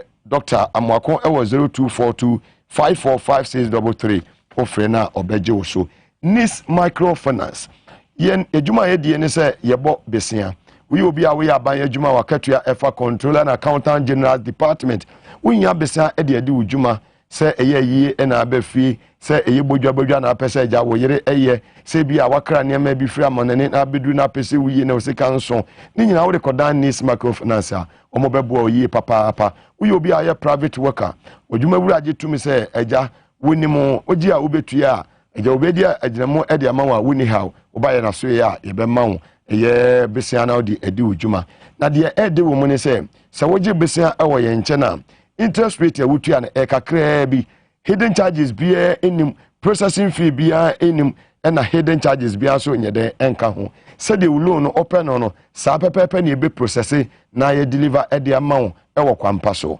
hwehwe Nis Microfinance ye kire kwan e wo dome born again bus stop ye ne ma Zion Methodist Church no na edi enhwani mu ye adwuma efiri adwada anopa no so ekosi eye enwumre nunum ekosi adwada kosi efiada ubetimi afre na ania twetwe nkomo 055-501-0699 ofre na ye beje wo so Nis Microfinance was growing with you as natural mineral water insuo de obenum nsuo a na wanum nsupa wa hwese de nsuo ya package ne kama ya brandy bibia fine 7 tornado appear ya we former Ghana Black Stars and captain onu nyina nsuo ni woni na busua enyina enum na se woto na onkope bi num a na chese wo ha ho water is life mamfa sika enkoto yade se de ye ka se water is life no awo se wonum nsupa nsuo ni bebre na ebadwa so na so the Food and Drugs Authority FDA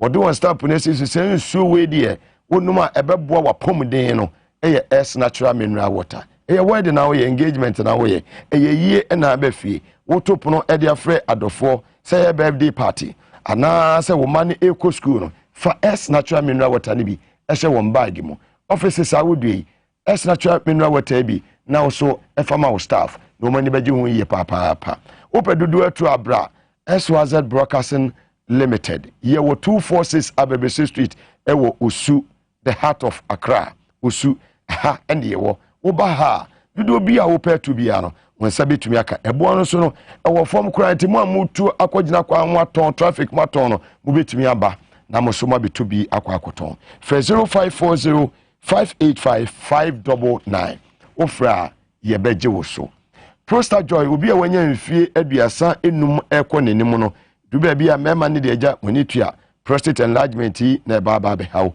eno ane se ubenya Prostate Joy ni bi na manom Prostate Joy wanya mfie aduasa enum ekọ ne de ubetimi anum bi na wonum bi a obi a symptoms ya obenya ni wojonso na wojonso ni mu achemienu wojonso na obema mu eye wo ya wojonso kakra bia na jonso esa edo ho behia se ubenya Prostate Joy ni bi na woso wanom wonum abeboa wiye papa na da bia no wobeteki eye capsule no eye baako sanso ena woteki baako no eye obi a o prevent se wunya bie ne mom no obi a wo eye prostate no eye enlargement no obenom baako anopa na wanom baako so enwumre eno no wo hawo nyina eto etwa pharmacy shop bia obewura bia obenya bi hye no se Food and Drugs Authority omode on stamp no SC Prostate Joy edrei eso so opedudu atu a fre 0244 727028 ana 0244 754380 ofre na yebeje wo so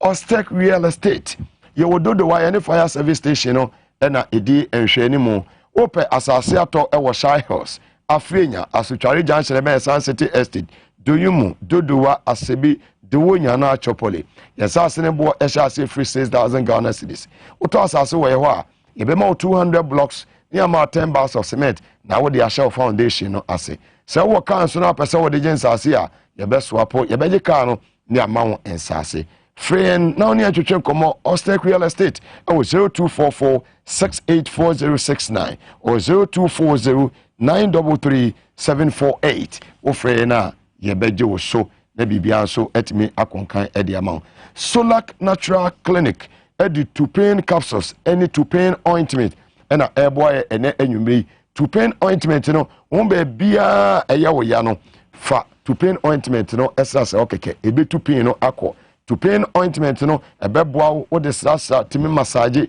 sanso na to pain capsules no so no eno so ebeboa said the bear wonum a be wure ni padua no na atumi aye ni padua no adwuma na pain bi a wote wani padua no no aye ni nyina afri ho edi ama ifri Solak Natural Clinic aso ye omo an de Solak Mesa oba wanya white bema wanya gono wodie ani Solak Mesa wonum a ebe yi ni nyina afri ho sanso na wo ye bema odwumadie no abafom ema no omo emfrɛ eye champion atabium ema no emfrɛ capito bium sa pese ema no efrɛ Kevin Asante bema de so adwuma eso ani a na wo sori anopa wo ye professor wo frɛ wo yira hello araba hello darling daddy prof that is one say adwuma eso ani na say wo ye professor na frɛ wo yire hello gaski no anka menya wo den debi professor de offer wo yira hello gaski hello daddy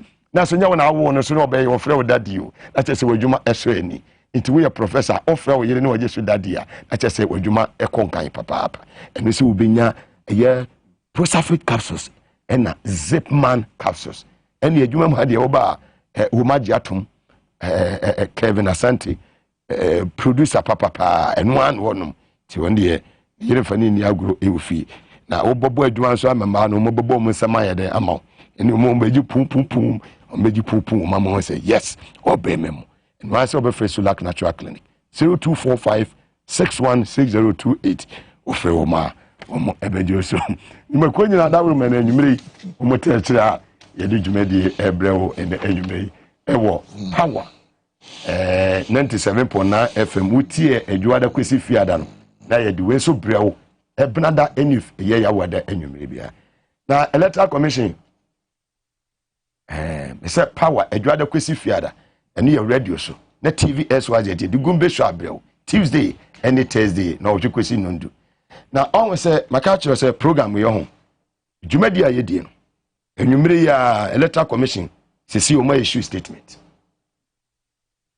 and I said it before say sa show we no evidence based say ye betna ha ye tu mira na ye de ni a kiresie sisi a make say Electoral Commission o ma issue press release sisi a in less than 1 hour ago my issue press release say evidence no they are calling on John Mahama to provide evidence now no sa ballot papers na omo print here any dear amount for whom ye a can, or my issue statements is here. Dear na kwa bibi, your mama waba out. The lawyers are bekasa. Ne party about on time issue statement. In Chad and my address the media, more media and enra. Na media Joy FM, Madam Roma, and the director of TV Abuaje Medasi.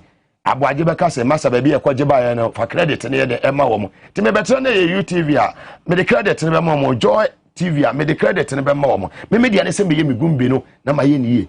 Die na akoka papa se CI Gumbe show kwaso ye nwi mo issue a statement. Because enema ye be so e wa ha no. Die si ye e wo box press.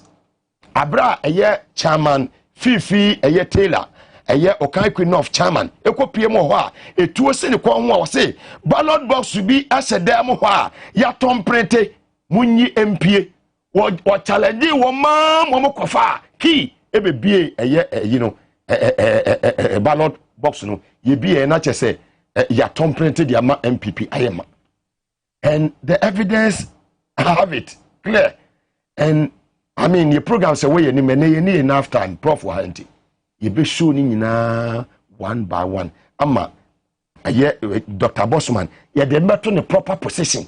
No one say, ye mu be ye kasa say bribe, and ye more the bribe. Ye the 2 billion to be general share her. You see, imagine ye nyai a ajamaman was some kind. I can't say, more for my dear, the uncle, and once a sign, Power FM presenter be anyone watching now. With this, a cabin dada, and a man as a son, with the letter, Bemano say, gay, young Kawi, young Kwaha, some meeting me, won't me free me, sans a mooning baby, a midget. Professor Makwa, maybe. Fantastic, you are doing a great job. Okay. So, what be you? My bitch, no power. What be a pa? Papa. Only a year, Ukuvanda boy. Some more track record. There's a more track record. Your mama or track record. Oh, yeah. And to be enemy the way. Oh, no. It's the best started guitar carriage engine. When I'm on you, mamma, guitar carriage for no money a day. Well, since I am not, we so Enchena, ye the Okomochuino, Eddie, but a NPP say they will not hand over. Sir, you hand it over. Lord Komi Ababekabi is the director of operations at the presidency. Say, Okabi Bisa and another Nasuman so Mrameka. Sansama, Lord Komi Eka, you know. Dear now walk up from Hansani about MMDC is ni appointment by brutalities. Any baby a kotua bar.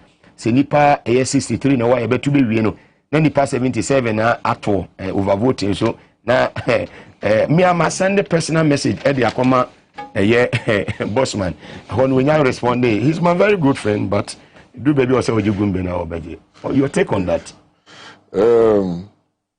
mentiasie say NDC we near move and over and eku and mra say it be handle that aspect. Somehow winning, because I'm saying hand over, which means that we near hand over. So we'll take over the castle, the Jubilee House. A chess I could no more. Yeah, we need usu hand over. That statement and overthrow of the constitution. And we now law comedy only the need no is interesting because Oyen training to save me. I know. Now in Crawford the idea Obia ni ye be kwa magbotu he majibwe ye kan sana azani ababonti na ye kan so de yent mi ye no na ye ka enkrafo no bon se mi we ku se sia mi greni majibwe ma o matwa she magboyi mebe se odi nipa be ku a u ka kire no ade obeye no e se she wutrim ring no na u se odipa o kasa bebre a o ye coward. Oh, you who for? Oh, yeah, coward. So I don't take him serious.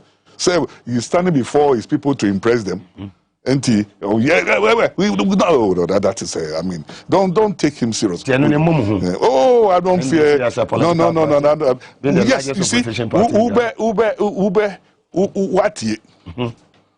Who the bear? But that guy is a coward.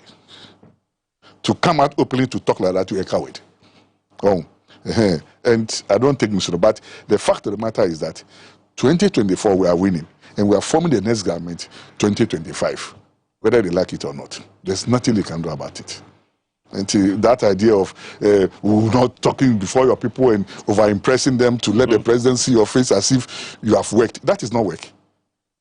Just ended a year MMDC's appointment elections also in Cape Coast, whereby a NIPA 63 didn't register me about to a baby and NIPA 77 who are voting, and so this is a BBA also kama. I mean, your take on that, any brutalities also during the confirmation? It's sad, yes, a democracy.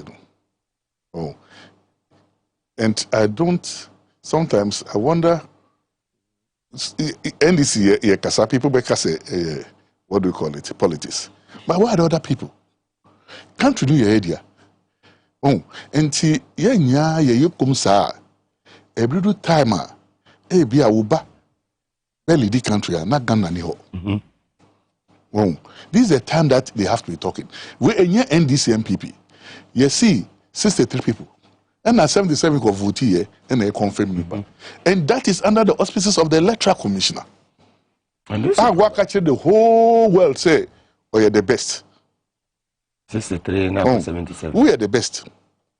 Aforijan, Onam, Okobibia, Onunkwa, one day we know a cramor. Onunkwa. I said several times I know on the farms. No. After Aforijan, Charlotte, Okobich. Charlotte, Okobich. Onunkwa.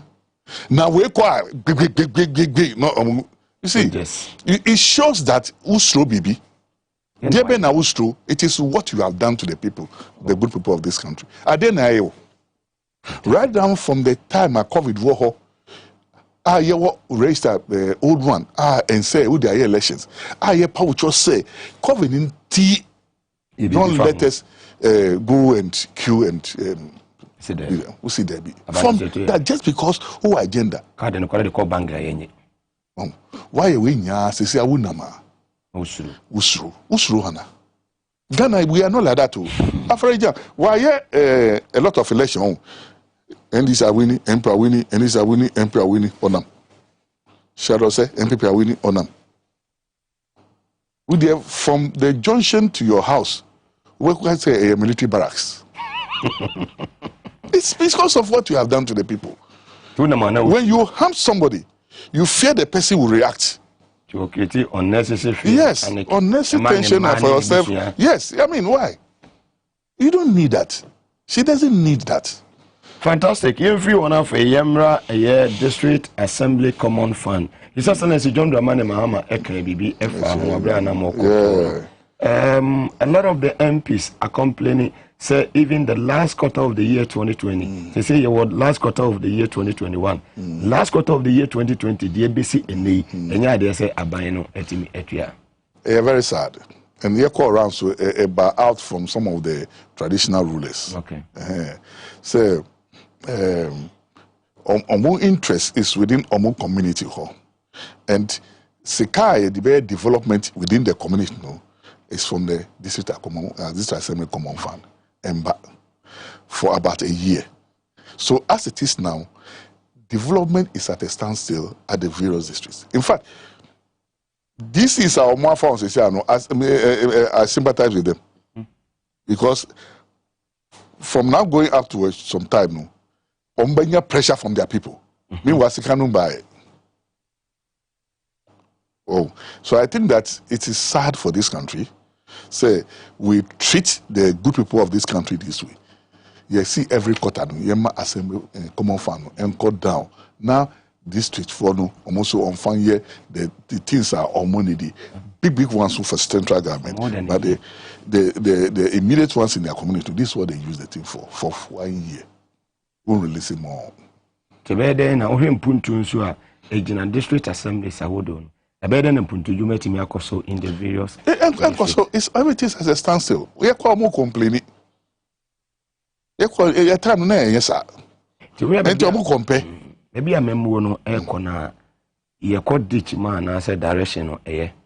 My brother, to speak the gospel truth, the way send a country in Kono is frightening. And it should be a source of worry for everybody. It's really, really, really frightening. I've said this several times, say, if we don't take care, next time Mugabe do so say we running this country, there's no country to run. I never say. There's no country to run. And sometimes we use the young men to protect us. But my challenge to them is that whatever old men, they will face it in the near future. Yeah, absolutely. So they should sit down properly and do a thorough analysis so that when it gets to their turn, they can run this country. Yes, it will be a problem. And time, no, when we say young ones say bano after omono, omunya patience o. And more pressure than we are having today. And that will be a very big problem. So the way quiet no, we are only being quiet is a temporary one. Very well. Yeah, the come to training by Bibi Kakra on the Greater Accra Motoa Enche Mobebano. But quick one on some Speaker of Parliament Aban Babin Edia Tudra Enumria say Obe make sure say sa LGBT on a bill no Mobe passe ne emono enkoye say secret ayi eno mobeko vote ni bia be public ya obia baby a obeto no de bechere am obia eho and some speaker dey about to dwen wo fa na say I think speaker no ya dey pa and nyamisha I think say it's because of experience in parliament. Speaker called parliament before me. My job parliament was also still he's still there. Now what graduate in fact is he knows every cockroach in parliament. So he's using that experience or handle parliament. No. This particular topic, no. LGBT. Me a dozen, I don't want to waste my because I'm on the plus me and Sanso account and had to say me sana for had oh Sadia no we share the culture of the good people of Ghana. In the first place, majority of Ghanaians either Christian, Muslims or traditionalists. And we should have more than 90-something, 99% are in these three areas. And they are against this particular thing. So we are MP and now we are leader. You are leading your people. Representing them. You are leading them. The reason why Babi said there's that fear from the public. Say the people may betray them. Why we fear, I don't know. But there's that fear from the public that what they want, they may not get it. So they want to know that me MP, Kruwo, or your bar, me pese me who say, me pese me who say, yes, Zenato, good, Coleculate, and Tevanda Point, Chen, Ukuvanda Point, Ablikumasav, be a head here, Ecoso. Yes, me MP, one yenu, Sena Yeshuche, Wonongwa, away, Prime Minister Onya, me MP. So because why you understand and don't for Prime Minister Onya. Until you good say the better. I think it's okay. Now you now oh yes, son and no for pe.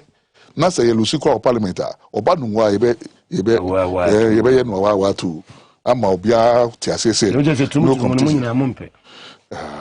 Mugabe. For example, person me travel. Not you won't say you professors be me hearing him sir. Now me body chemistry na sir. Oh, me free akono. Me ko home yiri. Enye me brother. Professors be so say. Tintina yinya wo mo. Well, pass be no. Well, body chemistry no me no say na wo de no ti. Na me de no. Me de no de Mugabe. We do face na se me boy puru no a na me hwe ni nima na me chemistry no sorry enya me say me chemistry no finally you say Mobese Greater Accra Regional Town as it. Mreben and Amonia share it. Yeah, share it no naso. Be no 2 days because Accra very compact and Baba Juma. Nyamisha so far one national chairman of Fusuampofo, General Secretary Sidum Kete, Professor Jena Opoko Ajiman, Joshua Kamba, and youth leader with lawyer George Opare Ado Akugan. Ye papa Julius Debra hey on no ye me paddy me no etan o ye me paddy paddy then ye tumutumu de no bi mo temo ho ase mo ya wona yere ye no chief no he no per front on per back ana also per front seven per back me per me yiri de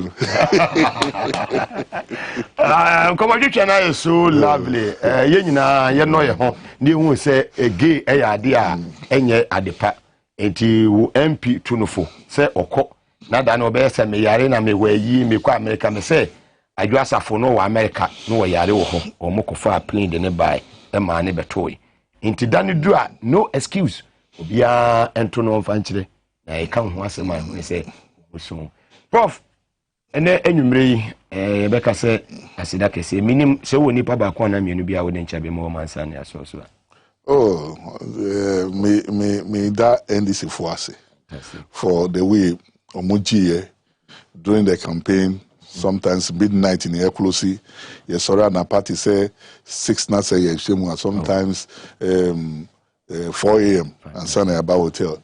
And Omodi Chisa, so Electoral Commission and Farmer, now so you call say call down, so no, over whom vim. Any happiness ni bibia eda omunya se for 2024 and that's all. Nyame do 2024 the 2025 year for me government. Fantastic. You better Professor Joshua Alabi as a former Vice Chancellor, University of Professional Studies or Nkranha or a campaign manager the man ND Samanyoko in 2020 why Greater Accra Regional Minister under Rawlings administration or be MP chese papa oyobia or level headed because will be a wasuama wenimide wasan a Russian train so winima and the kajo say he's a Russian train wabo adwuma e beda na say short notice ya de ma wo na so wogi a wa tu say obeba na oba ama nkomotwetwe aye kama say esese ni kaja ni asida e beda wase na mada production team nyina so as a director of TV Abuaje hwe ema bibia toto na kwem Ralph and sector jina chiri ehwe ma bibia ko kama sanso ena inua ima emoso ete chiri hwe ma eniema etoto se ne ewose etoto na mada camera men for as a Kofi the boy and the prince ne omo ka ho nyina ede obibia ase inua ba na so esisi enim kama no sise dwumadi ade bre wo nyina Kevin Asante boy dwuma papa no feni agro Kevin Asante champion producer no and assistant producer so Desmond Sowa me amedi dwumadi enwo chia me medin Edi Mugabe Mase opanyi a ene yene ni sinkonya etwetwe nkomo Professor Joshua Alabi so ba de ne dom yene yetimkwama bese hia nyame yadoma yawada yedi asra kese so be mayen executive producer Benny Anti se woda fasida mo twedi amponyakopo atankolega biga wochina wukuada ibeshia wo power 97.9 FM abrabo no mienu kusino sia na yawada timer yene papa friend say Roxin Dafiameko member of parliament for served in the Volta region na me aduma on Thursday on the bayan guest mamunyina monitie